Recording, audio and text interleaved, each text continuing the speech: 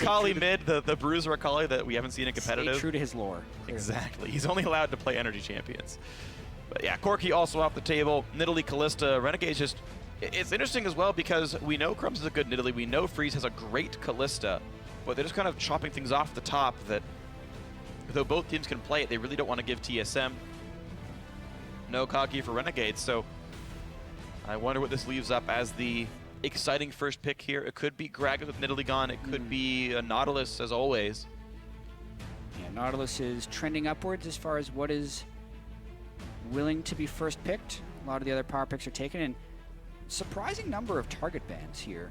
LeBlanc and Zed I would both consider as target bans in this matchup, which means we have more power and flex picks to come through. Gragas is one, Heimerdinger is not one, Nautilus would be another. Maokai is not an early pick at the very least. Alistar and Braum are things that people are fairly willing to trade as early power picks. Yeah. And Rammus, I don't think you need to rush because of what other champions are still available here. I think you can kind of trade that equally with Nautilus and just pick something else stronger, or that is strong, kind of earlier in the rounds here. Early Lulu for Bjergsen does kind of hit the profile of things that you might want to first pick here. Yeah. And that will be the lock-in here. So TSM, a Lulu flex to start things out. Yeah, Lulu's fallen off on a lot of teams' tier lists, but TSM did have a lot of success with it yesterday.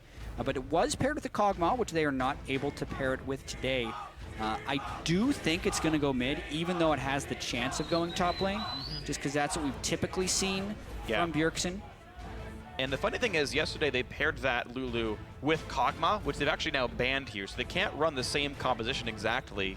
I still think Jugger Jinx is very good. We got to see that in China, actually, and it was played very well by PentaQ, who just crushed people with IE Shiv Hurricane, just rockets all over the place. It was great.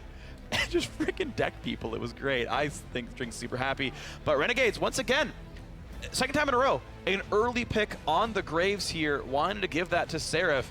Crumbs gets the Gragas with the Nidalee gone. Does give them the highest priority jungler left in the field. I still think there's a lot of potential for Graves. Seraph has had a lot of success with it.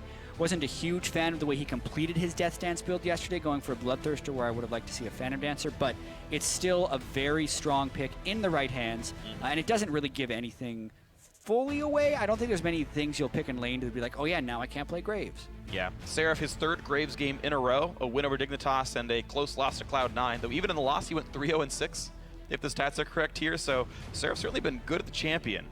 We'll just see what else he can do. Although when I say that I don't think there's many things you can pick in the lane that is like, oh yeah, now I can't play Graves, they were hovering Rammus earlier. So like, that would be a thing that you could pick and then say, now I can't play Graves. Rammus definitely can mess with Graves, but now look at this one. Braum picked up, no surprise there for support, but yes, we get another Jhin. So our third North American LCS AD carry to bring this one out.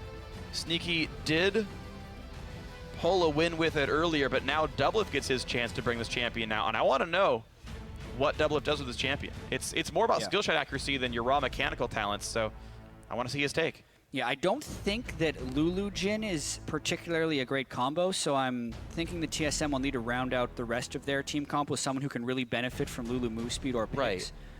You either need a bunch of burst or like more engaged tools so that Jhin can set you in, or like more pokes that you can just whittle people down.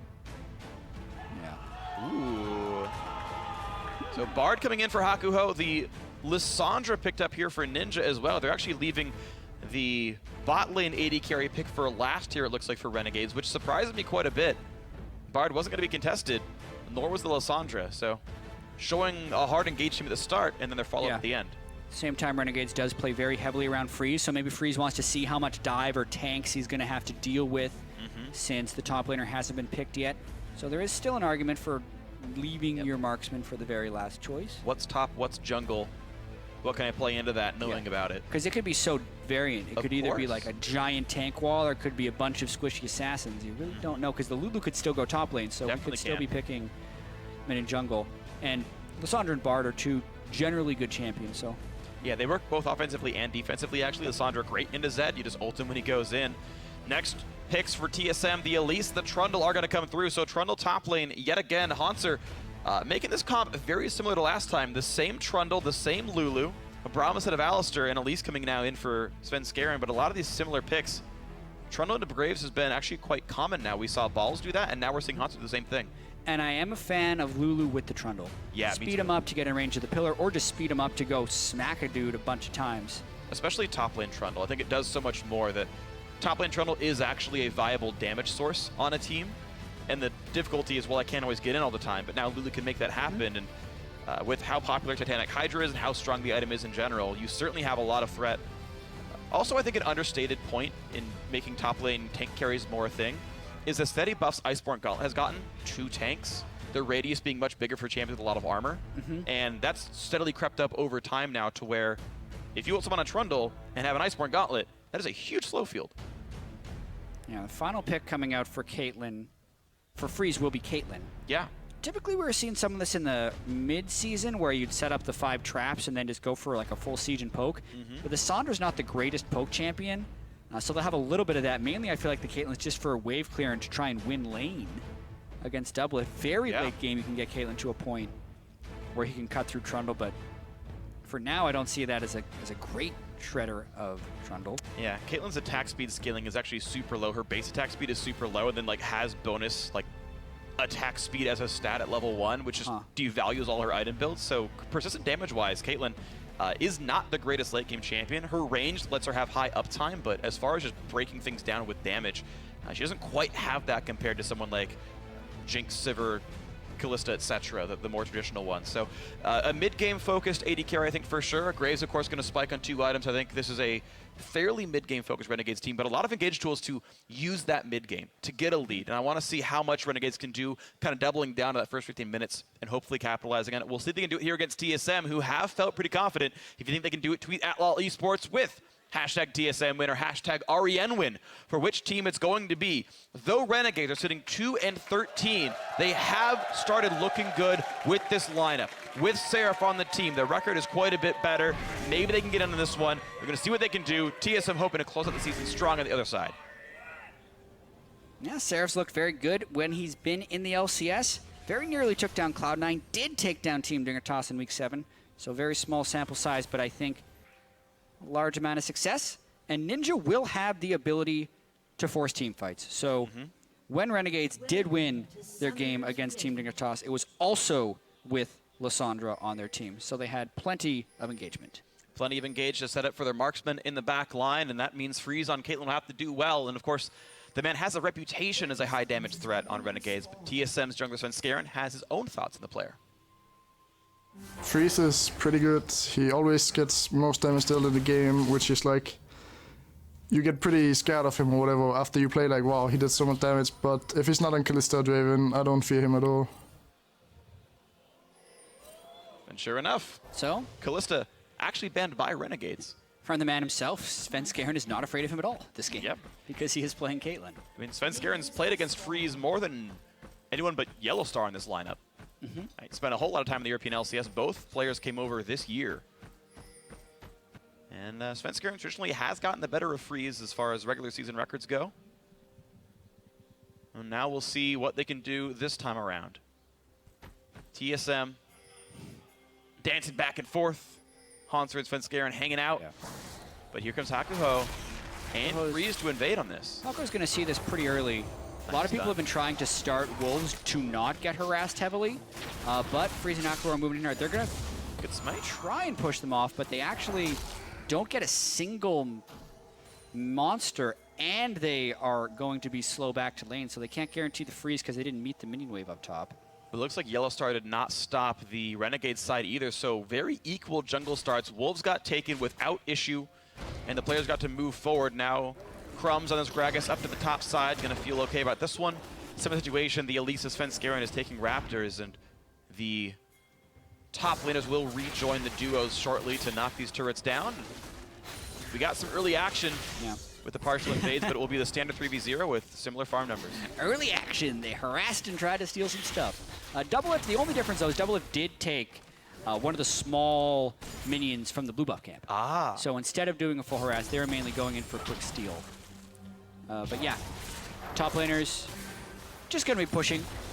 Renegades is first on the turret and can kill him pretty quick because of Graves. Graves is a spectacular early turret trader. Trundle was better, and when his Q was actually applying on the turret, and he was just eating them early in the season. That's not the case anymore, so Graves is a faster turret pusher than Trundle. It's going to be quick, but it should still be fairly close to equal. Spell Thief's had some damage. It actually feels really great to be a Spell Thief support and just 8 gold per auto attack. This feels wonderful. Knocking that one down, 314 for that one. And Renegade's actually pushing that wave in very hard with Seraph, making TSM react to them as fast as possible. Spin Scare in, realized that part of that blue buff was taken by Doublelift, so overall gold kind of the same for TSM. But he kills Gromp in the wings and feels okay. Yeah, I mean, if Renegades would have wanted to go for a second turret, I think they could have had a lead there. They're about half a turret ahead when they decided to just shove this wave in. Even so, I think Seraph will be able to get it to bounce against the turret. But I think Renegades could have played that actually much more optimally. If they shove in the minion wave immediately after killing the turret instead of bouncing, it crashes in very, very early. And then TSM still would have had to spend another wave or two taking the bottom turret. Instead, Double is able to catch the experience for some of this wave. And so we saw that also the freeze was broken pretty quickly by the Trundle over there. They had a deep Trinket Ward that spotted that Bard was coming down from the Renegade side. And so we saw Haunter actually shove the wave back out, realizing, yes, when you have the lane swap part 2 and the dual lane shows up to the dead turret, push the wave in because they're going to want to push your turret down. Freeze and Hakaho trying that right now. Set a little bit back by the pushing that the Trundle played by Haunter did. But of course, a similar situation for TSM on the other side. Cole, 5 pink wards for Renegades, by the way. Zix would be proud. They bought their pink wards. Yes, they did. Well, if Zix was coaching Renegades, he would have reminded them to buy their pink wards. But these guys didn't need the help. They were taught well. Yeah, they're pretty quick on this push as well. Once again, the Graves killing it very quickly. TSM up top lane has just the Jhin and the Braum.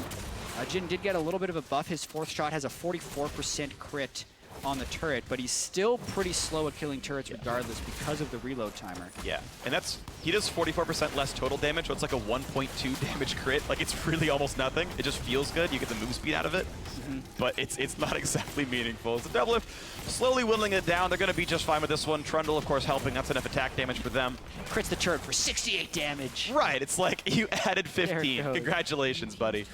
You still had to reload. Yeah, but basically because Seraph kills turrets so much more quickly, Renegades is able to transition to a very early dragon without losing lane pressure. Yeah, double longsword. Certainly they're just faster at it. And yeah, the turret dies in the top lane as dragon's going down. That's the payment for being a faster lane swapping team, is you get there first, you've got a bit more golden experience. Keep in mind, Seraph hard push top wave before recalling, giving him the gold to get a pink ward and that second longsword. Like, all these things are factors that played into the Renegades just being a bit faster and getting the dragon. Their choices, honestly, I think were very good in this early game. Yeah, lots of really early pink wards, good overall choices. I think just that one tweak in the beginning would be the only thing I'd change out of the way they reacted to the decisions TSM was making. So again, a good early strategy from Renegades. 6 of the first 15 minutes have been pretty clean, but we've yet to see the first fight or the first big mistake. Yeah. All we're really seeing right now as far as leads go, TSM, unsurprisingly, Bjergsen is in fact winning the lane. First pick Lulu, known as a good laner, and also going for the Frost Queens early, just like last time, I believe. So happy to play aggressively into Ninja, push him in, be kind of unafraid. He's running Cleanse, so level 6 won't be scary. Yellow Star with a mechanically intensive battle with a pink ward. Close one, I know. Yeah, and speaking of that mid lane too, as Renegades continues to take the neutral objectives, Bjergsen forced, so to speak, Ninja into a defensive build with the early Negatron Cloak, but is instead just going for the full greed build on Lulu, very quickly going for the Frost Queens for the gold generation. This Rift Herald, though, is interesting choice by Renegades. They get first Dragon, first Rift Herald all before 7 minutes. And normally when a team does this, they pay for it with lane farm. Right? This actually happened against TSM in their game yesterday, where we looked up and Doublelift was 30 CS ahead of the opponent 80 carry. But that's just not the case here because Renegades has done it more efficiently. They have, absolutely. Haunter not allowed to land on the top side of the map, of course. There's a Caitlyn and a Bard, and now, you know, the rest of the team. And keep in mind, again, Renegades will be faster. They've got the Graves. They've also got the Rift Herald buff. Yeah, TSM can probably match turret damage, but they're 20 seconds slower. They're facing a huge wave of Rift Herald. Renegades are faster at this. Yeah, Renegades can very easily push down for an inhibitor turret.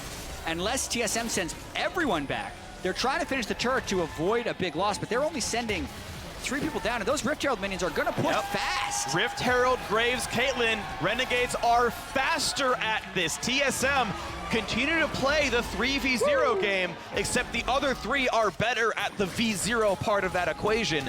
An extra turret kill for Renegades from all the choices they've made, not to mention the dragon they also picked up. Lane Really swaps, well done. lane swaps, lane swaps. Well, Renegades has put in their practice for sure. And they know that the strength of the Graves Caitlyn is just a faster pushing team than what Jhin can offer right now. I could kind of see the argument for TSM to be okay with turret trading because Caitlyn is a lane bully and they're dodging that, and Doublelift is technically getting more farm than the Caitlyn. He is also stacking up his call. And I think TSM thinks they are superior in team fights as well. So a lot of times trading turrets is a way to just safely get to that. But that's the cost, right? They now have an exposed inhibitor turret less than 9 minutes in the game. Yeah. I know you have, Jack. We've done this before together, but did you guys ever play that like the 5-man push game? You like pick Sona Ezreal, you all walk top lane at the start of the game, and you just kill inhibitors as fast as possible? That's basically the better version of this. Like, Renegades have just done a really good job of stacking up some of the best early turret pushers and getting a ton of progress done here. Seraph will so kindly give Ninja this blue buff, saying, you know, I worked hard knocking turrets down all day, but I will still give you the buffs in the jungle. Seraph really can do it all. He's like the Kale of Renegades. Selfless Seraph. And I think they're going to try and continue this turret push. Finally, TSM is matching Caitlyn with Jhin, and he's going to be able to catch this big wave. So this will actually put Doublelift at about a 20 CS advantage over Freeze. Well, so a lot of it's been sort of where the farm is going at. Double's going to have a ton of gold, and he'll be really happy on this Jhin. Part of it was Seraph taking a lot of farm that would have otherwise gone to the Caitlyn. Really good last hitting mechanics in a turret. Properly sets up all of that. But now Renegade's looking for a cheeky play on this bot side. It turns out everyone just recalls away, so no gank. It's just the minions getting attacked, but hey, they should shove. That is a dead minion wave and maybe a dead turret. Yeah, they're really late on this one. Bjergsen has cleanse, so he can't teleport to the turrets. Van Skaren does not have wave clear either. Oh, that's going to be a turret. I can't see it's a TSM stopping it conveniently.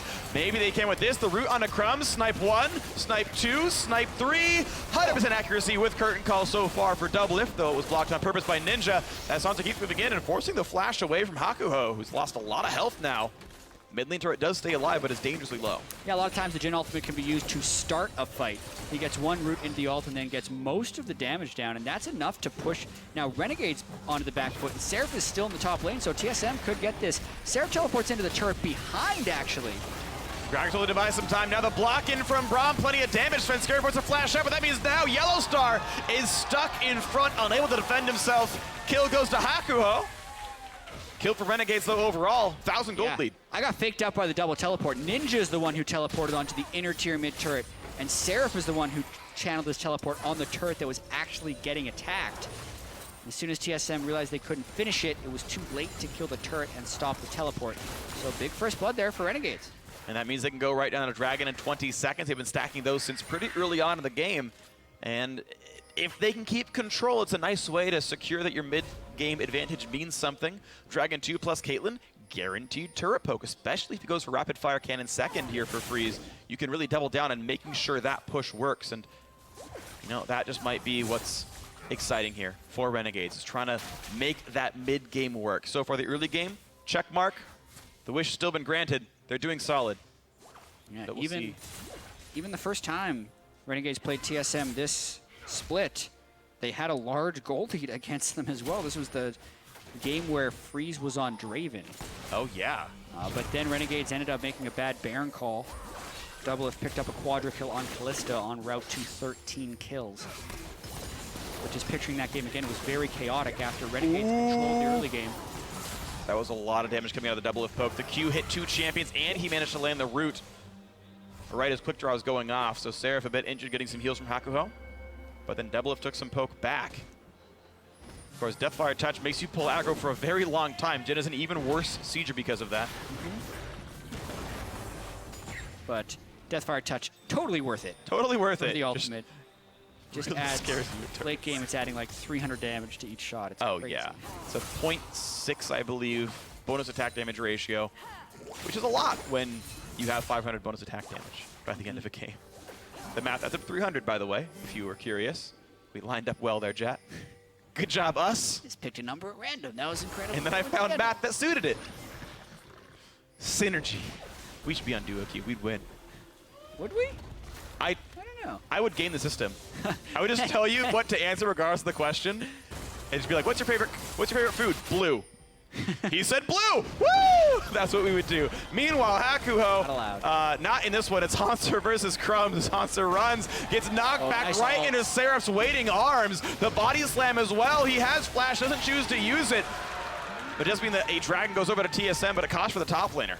Yeah, lines up right for the Rift Herald for Renegades, so it ends up being a objective trade.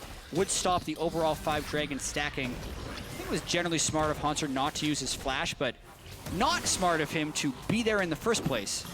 Kind of solo walking through enemy territory without any deep wards or vision on the team. It was a well-placed ultimate by Crumbs to help secure the kill.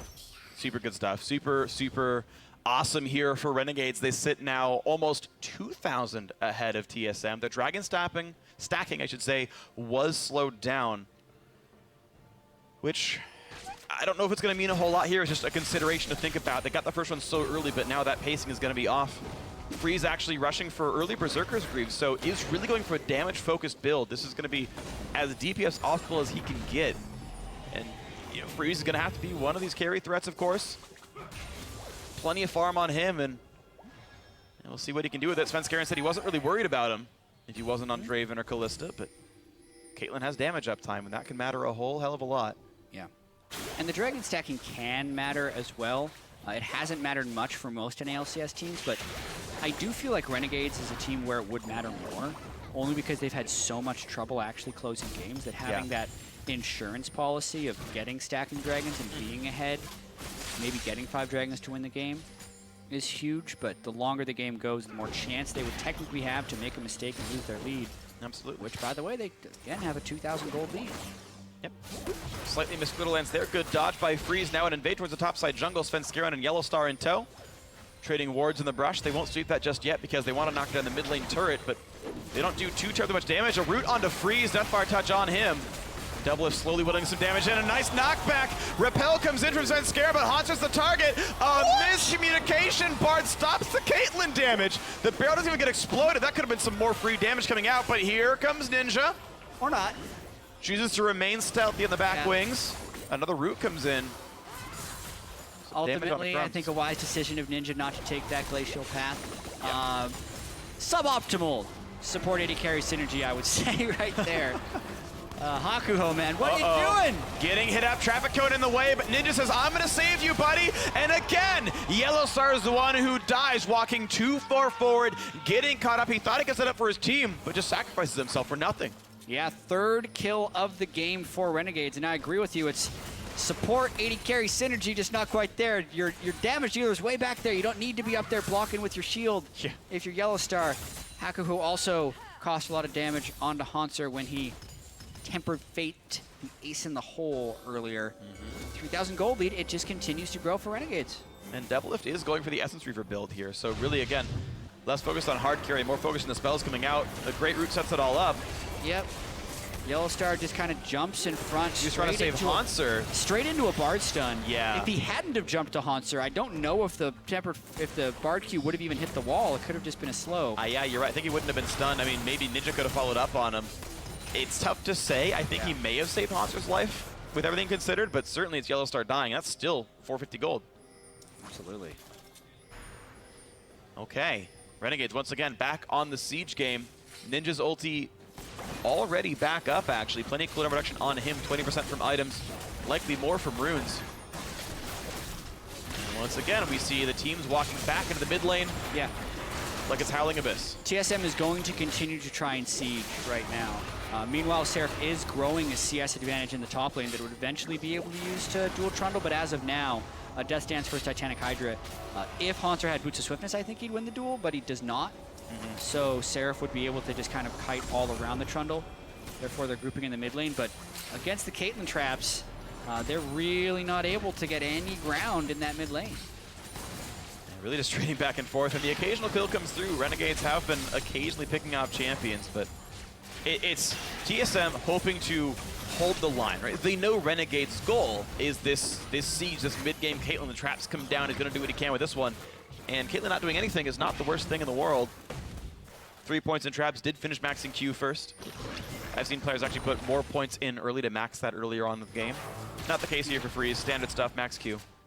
For sure. Gotta get that wave clear out. Yeah. And we're again in the situation. Obviously, Renegades doesn't have a huge lead, but they're in a position where they do not look like the worst team in North America, which is what their record dictates as 2-13 team. And they've had all of these hopeful starts, which would be encouraging for Renegades as they move towards the promotion tournament, because if they're sticking with mid or even sometimes top tier teams in the early game, then one would hope that with enough practice of that on stage, they would be able to close a victory, right? I feel like for the team's morale, it's absolutely critical that they pull an upset before the year is over. And again, they are in position to do so. Yeah, they'd got one over Team Dignitas earlier on. If you, again, use records as the indication of who's supposed to win, which got them their second win, and maybe they can get up to 5. That's the high point there for Renegades with 3 games to play, including this one. Freeze once again holding the mid lane, but look at that Ninja split pushing quite nicely, getting a lot of farm on him. 203, actually. He is well ahead of his lane opponent of what would be that Lulu, of course. Ninja's getting plenty of the farm, and Devil's been kind of getting all the mid lane farm. It's taken away from Bjergsen. Of course, he scales better with gold, so why wouldn't he be? Yeah. I mean, all that 5-manning in the mid lane for TSM has starved out Bjergsen a little bit. He still has the gold generation from Cross Queen's Claim, but not enough, and they don't mark him before he hits Freeze gets hit, then flashes, spurns Summoner heal. There's the support synergy with the 80 carry right there. Hakuho Good putting ult. Tempered Fate down on a double lift as Freeze was really scared of the curtain call. And even still, Freeze lost both summoners for that play, so Spooky goes from Bjergsen into the Fate's Call, making it pretty nice. Yeah, but the next time TSM sieges up here, they will have to deal with Ninja, who is setting up for a flank. He also has teleport on the Lissandra. And also big minion wave down in the bottom lane, so he might try and draw Trundle attention. TSM just lost wave control here. Bot lane is already under turret and still not cleared. You're seeing Hanzo show up now, but Ninja can do some damage, slow him down. Now he's got to claw away from the pillar. He's taking a lot of punishment. And Hanzo still has flash, but he won't do much else. Mid lane actually goes down in the 4-on-4. Nice stuff here. Freeze gets a shield, walks away. He's going to feel fine. Braumulti used for basically nothing. Mid lane finally goes down. Renegades got the rest of the chip damage they needed and are now 4,000 gold up. Yeah, and Renegades is winning wave control overall. That's one of the big reasons they've been able to get that advantage. Of course, the push bottom lane to take Trundle out of the fight, and then they push very strong as 4 in the mid lane. But while all that is happening, they already had a wave pushing on the top side. So at this point, they have teleport on Seraph. He's going to shove that into, by the way, what is an exposed inhibitor. So if they get enough minions up there, they could actually create inhibitor pressure with that giant minion wave. Or Seraph can teleport down. But Hanzo's going to have to be in base to essentially deal with what could be a giant wave crashing into their inhibitor. Yeah, it's going to have to come really soon. Problem is, Dragon being up, right? There's just different sides of the map that TSM are being pulled to, that Renegades are just playing quite a bit smarter. Does not land the flash, but he still lands plenty of barrels. Devil's running out of health rapidly, and in comes Ninja. Who are they going to focus? Yellowstar blocking a bit of damage, now flashing away to stay alive. Hakuho goes down to Sven Scared as he kites away. A lot of damage from Freeze, can't quite kill him off though. Snipes in the side from Double Lift, nearly takes down Crumbs, and he does do it! Lands the entire curtain call, but a trade kill still comes through as Ninja knocked down Sven Scare, and overall, 2-for-1 advantage TSM. This is now a 4v3 on the map, but many recalls forced, and as Trundle backs up, some more damage on a Ninja. I think that fight comes way more down to execution than it was the call to fight. We look at the way Crumb starts it. He misses his body slam, that's a lot of damage down, and then he can't direct perfectly where he wants Double Lift because he actually wanted him closer to Seraph. He knocks him into what is his only retreat path. Double Lift from Bjergsen can then run away up the top side, and then Seraph even missed his Q on the very top. All the while, Bard is getting focused down. Double Lift then lands every single shot of his ultimate. And Ninja very easily could take down Sven Skarin because all the spells are point blank. But that was a fight I think Renegades could have won if executed properly. It was smart to take. Absolutely true. So, Renegades, unfortunately, execution kind of being just that for them as they lost an extra kill in that fight. Static Shiv crit, easy wave clear for Double Lift as he knocks all this down. And Essence Reaver Shiv is the build once again here. That spell-focused stuff should be nice for him. Lichbane now picked up for Bjergsen, makes him Good turret killer. He also makes him very fast, and he's got 30 cooldown reduction just in items right now. So a lot of shields coming out from him. We'll see how much the build matures. It's low ability power, but he's got damage tools and pick tools. Yeah, this is the same build Faker uses. Faker, his most recent best of 3 in Korea, he played Lulu all 3 games and always did Frost Queen's Claim, Lichbane into a death cap. So see, a lot of times I notice Bjergsen favors Void Staff very early in a lot of his builds, but on Lulu I expect him to go death cap as well. Void Staff's definitely a great cheap damage item, but not just doing damage here on Lulu. Couple of hits of damage onto Crumbs, but he is very tanky on this Gragas. Yes, he's got Runic Echoes, but he's building tanky from now, and just withstands damage quite well. So he's fine to hold the front line. The sole tank on the team, really. Seraph getting plenty of damage down to the bot lane, leaves well before anyone can show up to him. Renegades continue to play the map control game much, much better than TSM. TSM described SKT as a brick wall when nothing they did could really work. Well, Renegades, certainly a durable enough wall to keep TSM out right now. The Renegades to SKT comparison, not what I expected. Only in that they're both walls keeping TSM out. Yeah, okay. In either case, Donald Trump is happy with the performance of the team Both against teams TSM. held the gold lead on TSM. Whoa, whoa, whoa. Keep politics out of the cast, freak. I'm just, it was just a wall reference. Stay away. I'm sorry. I wasn't going for anything major here. I apologize. I won't bring it up again. TSM, either way, are behind. There we go. Renegades hoping to do well by the end of the split. Yeah, and they're continuing to put pressure inside TSM's territory. TSM doesn't have a great way of fighting back yet. Hanser is the Speaking of tankiest fighting person. back, Hanser just taking his licks. Oh, no! Bjergsen absolutely crushed by his Seraph and a little bit of damage coming to the mid laner. The siege and the wave clear and the minion control continuing to work. Now a knock-in right onto this Elise who has nowhere to go except into the enemy team. Bartlety misses, still another kill picked up. Crumbs holding the front line, does not even care about damage coming out of Jhin. And now bot lane tier 2 will be going down. Renegades continuing to absolutely crush this mid game. Yeah, this is looking more and more like an upset. We're past 20 minutes and Renegades still increasing their goal lead and still letting it fall away. Renegades chance coming out here. TSM losing to a 10th place team is not an expectation. They No, beat definitely not. one of the top 2 teams in China last week. Did they? Oh, was it? No, it was. They got over through Ever. that was Sorry, Fnatic. I'm backwards. It's close. Just kidding. Either way, Bjergsen takes a bunch of spray damage from Lissandra as he's walking into Seraph, who then just uses a few spells on him because he was mainly worried about saving Hanser with his ultimate, and a missed body slam by Crumbs. But it's all right. He knocks Svenskeren backwards anyway. Bard ultimate at least pushes double lift back, even if it missed Yellow Star. And then they're able to walk back towards the turret and pick that one up. Yeah, to correct myself, TSM had taken down Origin and Ever on their way through IEM Katowice. Never got a chance to play a Chinese team. Did not have a chance to, you're right. They unfortunately lost that Ever game that would have been the battle against Royal, I believe, Yep, very true. in the final of that one. Unfortunately, that didn't happen there. TSM had a rough late game slip up, and now Renegades, the very next week, starting to really take it to them. The team that had nearly dethroned Cloud9 in the top of the standings, now looking very good for much longer, I would say. It's been controlled. It's not been, a bunch of haphazard fights. They're out-rotating a team piloted by Yellow Star.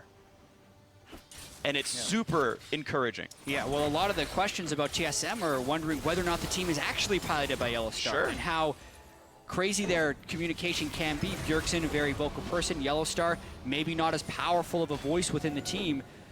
Whatever it is, the team obviously does not look as clean as the Fnatic team, which was apparently piloted by Yellow Star. Obviously, Huni and Reignover had a lot of input on that team as well. But TSM, they've had glimpses of being cohesive.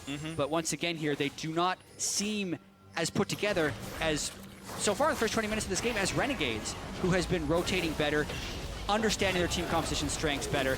And then here, a Braum ultimate out of nowhere. And this is not good for Double, trying to get away, trying to stay alive. Braum goes down. Yellow Star with another death in this game. Seraph tanky it up in the front lines. Svenskeren goes down as well. Freeze getting the credit for that one. A 2-for-0. Renegades continuing to win their team fights, play the map control game. 6 turrets to 4, 8 kills to 2, and now they look at Baron. Yeah, and this is the moment where their previous game against TSM was lost is when they went for a Baron after a small fight and then turned it around. Here, they're trying to bait out a fight instead of going straight for the Baron. I think they're trying to take this one very slowly. And Ninja can teleport. He recalled back. He's got the home guard buff, and he is a Lissandra, which means there are scary things afoot here. They waited out the scouting tools, although they're doing it on top of a ward. They just now killed the ward, and TSM's going to try and stop them. There's still an array of traps out there, poked back and forth. Will they get the chance to steal? Not at all. Crumb secures it, and Hanser maybe doesn't even want to be there. He's going to drop for this one. TSM contesting in a 3v5 without a jungler. Why even try? It's 2 kills for absolutely no reason. We're TSM there. An easy pickup. Renegades getting farther and farther ahead. And Yellowstar, super late to the party, also puts up his Unbreakable Shield in the wrong direction so he can't block the Gragas ultimate that knocks him back towards the team. Now 5v3, the open inhibitor, it returns 20 minutes later. Renegades return to the scene of the crime. That one's gonna drop down, and they're gonna find even more. Doublelift barely stays alive, but you know what? Doesn't even matter, and Hib goes down. Actually, Jin managed to drop. I couldn't see what it was. I think it was a Caitlyn snipe, but that kill came through. A trade kill comes in for Pyrrhix, but he's running out of health really fast. A double for Freeze. Looks like he can do damage even without playing Callista. A double comes in, and they're looking now for the base itself. How about sieging the Nexus? Trundle is alive, but he doesn't have all that much damage, and Caitlyn is pretty big. Renegades is trying to win on this push, but it's going to be close. And they just might get to the damage still coming through. Freeze has a Zeke's Harbinger, making him do plenty of damage here in this one, pushing farther and farther into this one. The Nexus turrets are gone. They're re-engaged for TSM, but the Nexus is losing health. Seraph on the back side of the building, whittling it down. Freeze with another kill, and that's the win. A sub 30-minute win. Renegades take down TSM, their third of the split. That has got to feel great for Renegades. They have had so many early game advantages this year. In well over half their games, they have held a gold lead throughout the mid game. But this time, they pressed it home strong. Freeze, every single time before he goes into a game, even in Renegades, even at one point when they were 1-12 coming into this year, he expects to win. And this game, they did win. Absolutely did. So Renegades improved to 3 with 2 games to go. They are 1 behind Dignitas, 2 behind Impulse. Those are teams they can catch. They cannot reach 7th. That's not a possibility. They can reach 9th or 8th and move up, be in a better seat to regain their spot in the North American LCS. I mean, they will be in the relegation promotion tournament, but they said, our goal is just to get good enough to make it back in and try again in summer. Yeah, I mean, for those of you unfamiliar with the format, auto-relegation is no longer a thing in the North American LCS, so 10th place still has a chance to play their way back in, but it is a much more difficult path.